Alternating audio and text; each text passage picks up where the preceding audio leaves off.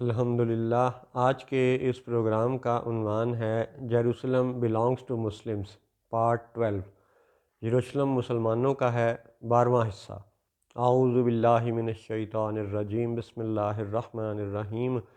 الصلاۃ والسلام علیک یا سیدی یا رسول اللہ وعلی ازواجک و اصحابک و آلک یا سیدی یا حبیب اللہ۔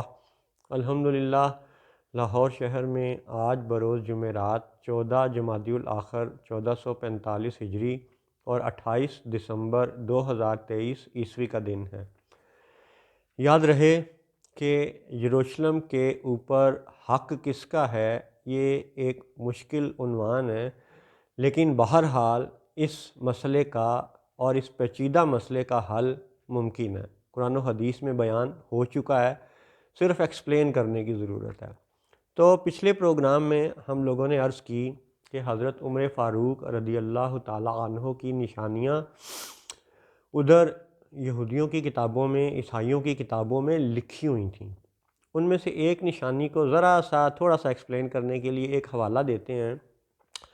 جوئش انسائکلوپیڈیا، جو کہ 1901 سے 1906 تک کا یہودیوں کا لکھا ہوا ڈاکومنٹ ہے، اور اس کا آرٹیکل 11049، آرٹیکل کا نام ہے موزز یعنی موسیٰ علیہ السلام۔ طویل آرٹیکل ہے، اس میں کئی پیراگرافز ہیں۔ ایک پیراگراف ہے ایٹ دا ایگزوڈس کے نام سے، یعنی جب وہ سمندر پار کر کے ادھر آئے، ٹھیک ہے، وہ وہاں سے مصر سے خارج ہو کے اس طرف کو آ گئے، عرب کی طرف۔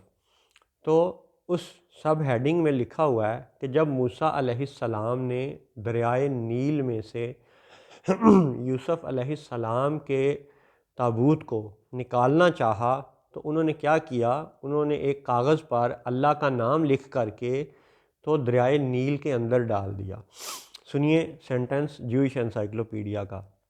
Moses went to the bank of the river and cried come up Joseph, یعنی موسیٰ علیہ السلام دریا کے کنارے پہ گئے اور زور سے پکارا یا چلائے، آواز دی، کم اپ جوزف، جوزف باہر آ جاؤ۔ اکارڈنگ ٹو اندر ورژن، ایک اور ورژن کے مطابق، he wrote the name of God on a slip of paper which he threw into the Nile, کہ انہوں نے ایک کاغذ پر اللہ کا نام لکھا اور وہ کاغذ دریائے نیل میں ڈال دیا۔ اس طرح حضرت یوسف علیہ السلام کا تابوت وہ دریا سے باہر آ گیا۔ تو ان کی روایت میں یہ لکھا ہوا ہے کہ دریائے نیل جس کا حکم مانے، جس کے رک کے لکھے ہوئے کو، خط لکھے ہوئے کو دریا جان لے، مان لے، پڑھ لے، سمجھ لے اور اس کے حکم پر عمل کرے، وہ کوئی معمولی شخصیت نہیں ہوتی، وہ کوئی اللہ کا خاص بندہ ہی ہوتا ہے۔ یعنی ادھر حضرت موسیٰ علیہ السلام نے یا تو دریائے نیل میں یوسف علیہ السلام کے تابوت کے لیے ان کو براہ راست آواز دی تو بھی ٹھیک ہے، معجزہ۔ اور اگر یہ مانا جائے کہ انہوں نے کاغذ پہ اللہ کا نام لکھ کے دریا میں ڈالا اور دریا نے ان کا حکم مانا، تو سیم ایسی ہی ملتی جلتی روایت حضرت عمر فاروق کے حوالے سے بھی موجود ہے کہ جب مصر میں یہ رواج ہو گیا تھا کہ پانی بند ہو جاتا تھا تو لوگ جوان لڑکی کو ذبح کر کے اس کا خون دریا میں بہاتے تھے، یعنی یہ شیطانی رسم وہاں پہ رائج ہو چکی تھی۔ تو جب حضرت عمر فاروق کو پتہ چلا اور مصر فتح ہوا تو انہوں نے ایک خط لکھا دریائے نیل کے نام، وہ مشہور و معروف واقعہ ہے۔ حضرت عمر فاروق کا لکھا ہوا خط جب دریائے نیل میں ڈالا گیا تو دریا بہنا شروع ہو گیا، اور تب سے اب تک الحمدللہ بہہ رہا ہے۔ تو دریائے نیل کے پانی میں آج تک کوئی رکاوٹ نہیں آئی جب سے حضرت عمر فاروق نے وہ خط ڈالا ہے۔ اس کا مطلب ہے کہ حضرت عمر فاروق رضی اللہ تعالی عنہ وہی موسیٰ علیہ السلام کے جانشین ہیں، وہی یروشلم کے وارث ہیں۔ اسی لیے جب حضرت عمر فاروق مدینہ سے یروشلم گئے تھے تو ان کی نشانیاں دیکھ کر کے سفرونیس نے شہر کی چابیاں ان کے حوالے کر دی تھیں۔ یہ تھی ایک اہم بات۔ دوسری بات کہ اسی آرٹیکل 11049 موزس کے آرٹیکل میں جوئش انسائکلوپیڈیا یہ لکھتا ہے کہ جی ان دا ٹیبرنیکل، ہیڈنگ کا نام ہے ہیکل میں، ہیکل کا لفظ بھی وہ ٹیبرنیکل استعمال کرتے ہیں اپنی کتابوں میں۔ حالانکہ ہماری کتابوں میں وہ شروع سے آخر تک مسجد ہی ہے۔ لیکن چلیں ان کا سٹیٹمنٹ سینٹنس سنیے ذرا۔ When everything was prepared Moses set up the tabernacle alone, یعنی جب ہر چیز تیار ہو گئی تھی تو موسیٰ علیہ السلام نے ہیکل کو خود تعمیر کیا اور اکیلے کیا، ایلون، ٹھیک ہے۔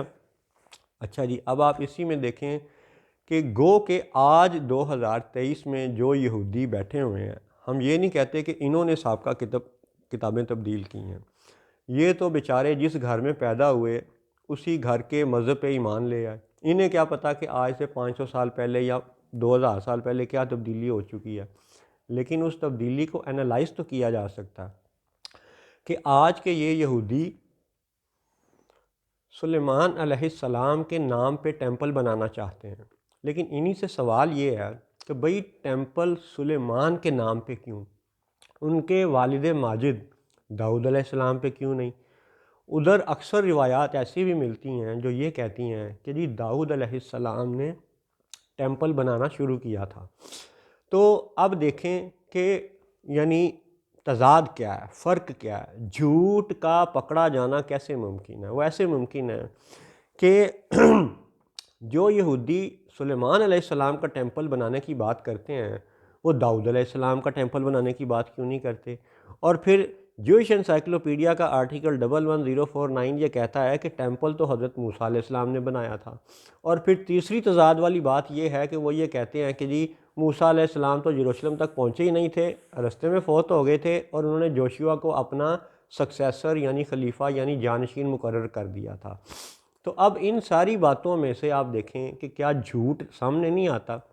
اگر یہ مان لیا جائے کہ ٹیمپل موسیٰ علیہ السلام نے بنایا تھا تو بھی یہودی اس بات پہ پکڑے جاتے ہیں کہ بھئی تمہاری کتابیں جب موسیٰ علیہ السلام کو سب سے اہم نبی قرار دیتی ہیں اور وہ داؤد اور سلیمان سے پہلے کے زمانے میں ہیں اور زیادہ اہم ہیں، اور تورات کے وہ حامل ہیں، الواح کے وہ حامل ہیں، ٹھیک ہے، شریعت کی دیگر حدیثوں کے وہ حامل ہیں، تو جب وہ سب سے اہم نبی ہیں تمہارے مطابق، تو ٹیمپل اگر انہوں نے بنایا ہے تو تم ٹیمپل موسیٰ علیہ السلام کے نام کا کیوں نہیں بناتے؟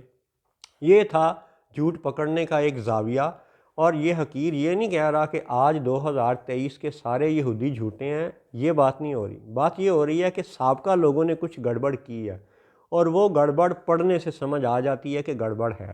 یہ جو نکات پیش کیے جا رہے ہیں یہ مسلمانوں کے لیے بھی قابل غور ہیں اور یہودیوں کے لیے بھی قابل غور ہیں۔ ایک اور اہم بات کہ ہم لوگوں نے قرآن پاک کے حوالے سے پچھلے پروگرام میں یہ دو مضبوط ثبوت پیش کیے۔ سورہ حج، سورۃ الحج قرآن پاک میں 22 نمبر سورت، لاسٹ یعنی 78 نمبر آیت، اس میں کہا گیا ملت ابیکم ابراہیم ہوا سماکم المسلمین، یعنی قرآن پاک میں ابراہیم علیہ السلام کے مذہب کو واضح طور پر اسلام بیان کیا گیا۔ تو اب ہم دعوت دیتے ہیں عیسائیوں کو اور یہودیوں کو کہ وہ اپنی کتابیں لائیں اور سامنے رکھیں۔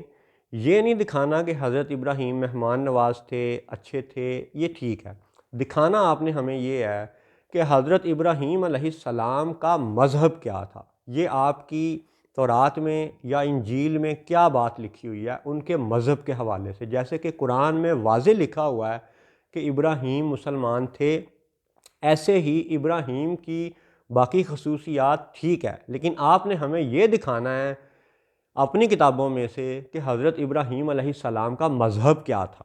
یہ آپ کے کورٹ میں سوال ڈال دیا گیا۔